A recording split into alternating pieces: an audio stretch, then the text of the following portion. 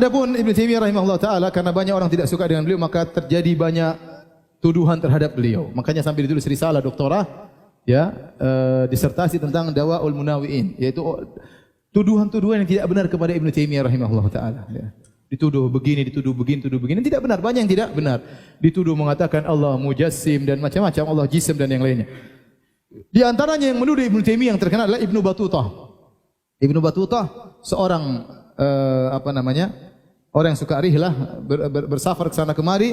Ya, dalam bukunya yang dikenal dengan Rihlatu Ibni Battutah. Buku judulnya Rihlatu Ibni Battutah yang namanya Tuhfatul Anzar fi Ghara'ibil Amsar wa Ajaibil Asfar. Beliau berkata, Ibnu Battutah, "Wasaltu yaumal khamis tasi' min syahri Ramadan al-mu'azzam ama 26 ila Madinah Dimashq Syam." Aku sampai pada hari Kamis tanggal 9 Ramadan tahun 726 di kota Damaskus, tempatnya Ibnu Taimiyah. Jadi dia sampai bulan Ramadan tahun 726 di kota Damaskus. Kemudian dia berkata, "Wa kana bi Dimashq min kibari fuqaha'il Hanabilah Taqiyuddin Ibnu Taimiyah." Di antara kibar ulama di kota Damaskus dari mazhab Hambali adalah Ibnu Taimiyah. Ya, yatakallamu fil funun, dia berbicara tentang segala macam ilmu. Illa ana fi aqlihi syai'an, kecuali akalnya terganggu katanya. Kata dia, akal Ibnu Taimiyah apa? Terganggu. Wa kana ahlu Dimashq yu'azzimunahu ashadda ta'zim, dan penduduk kota Damaskus mengagungkannya dengan pengagungan yang luar biasa. Wa yu'azzimuhu 'alal wa yu'adzi wa ya'idhuhum 'alal mimbar, dan dia memberi wejangan kepada mereka di atas mimbar. Jadi kata dia Ibnu Taimiyah akalnya terganggu tapi diagungkan oleh penduduk Damaskus. Jadi yang terganggu otaknya siapa? Penduduk Damaskus atau Ibnu Taimiyah? Bagaimana penduduk Damaskus mengagungkan orang yang akalnya apa? Terganggu. Bagaimana penduduk Damaskus ridho diberi nasihat oleh orang yang akalnya apa? Terganggu. Ini perkataan Ibnu Battutah. Kemudian dia berkata, "Fa hadartu yaumul jum'ah wa huwa ya'idun nas." Aku hadir di majelisnya pada hari Jumat, dia sedang menceramahi orang-orang. Ala mimbaril jami', di mimbarnya Masjid Al-Jami'. Wa yudzakiruhum, dan mengingatkan mereka. Fakana min jumlati kalamihi anqal, di antara wejangannya Ibnu Taimiyah dia berkata, "Innallaha yanzilu ila sama'id dunya kanuzuli hadza." Sungguhnya Allah turun ke langit dunia seperti turunnya aku ini.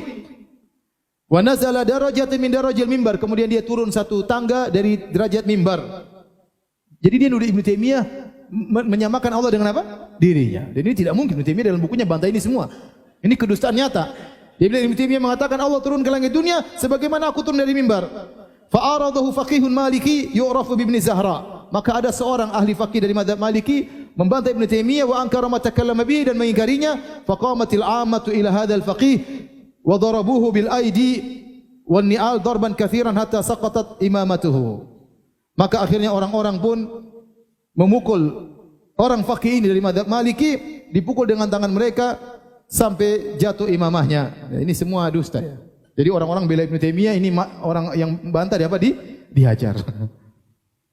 Ini tidak benar. Dibantah oleh para ulama. Ya, ternyata kalau kita baca terjemah biografi Ibnu Taimiyah rahimahullah taala, ternyata Ibnu Taimiyah waktu Ibnu Battutah hadir di salat Jumat, dia sedang di penjara.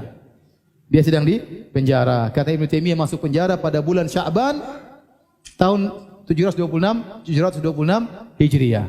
Sementara dia bilang, dia lihat Ibnu Taimiyah khutbah bulan apa? Ramadan dan seterusnya. Dia datang pada bulan Ramadan 726. Padahal Ibnu Taimiyah di penjara selama 2 tahun sejak tanggal 10 atau 8 Sya'ban 726, tidak keluar kecuali 2 tahun atau 3 tahun setelahnya.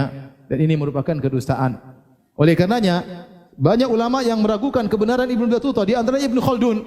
Ibnu Khaldun juga meragukan tentang kejujuran Ibnu Battutah karena banyak aneh-aneh dalam sejarah yang dia tulis tentang rihlah perjalanannya, banyak yang aneh-aneh.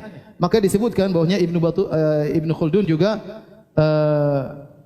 meragukan tentang hikayat-hikayat yang disampaikan oleh Ibnu Battutah. Bahkan beliau berkata, "Fatanajan nasu bitakdzibihi." Maka orang-orang pun mendustakan Ibnu Battutah. Di antara cerita yang dia sampaikan dalam bukunya, tatkala dia pergi ke India, kata dia, "Wa wasalna ila jabalin Bishai wa bihi zawiyatu Syekh Saleh Ata Aulia." Kami pun sampai di suatu gunung, ya, mungkin gunung teh atau yang semacamnya. Di situ ada pojokan, di situ ada seorang syekh yang saleh namanya Ata Aulia. Wa hum yadhkuruna anna umrahu 350 aman. Orang-orang mengatakan umurnya 350 tahun.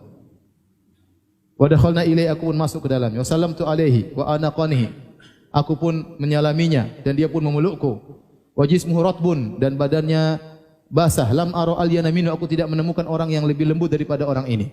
Wa yadhunnu ra'ihi anna umrahu 50 sana. Orang yang lihat dia disangka umurnya 50 tahun.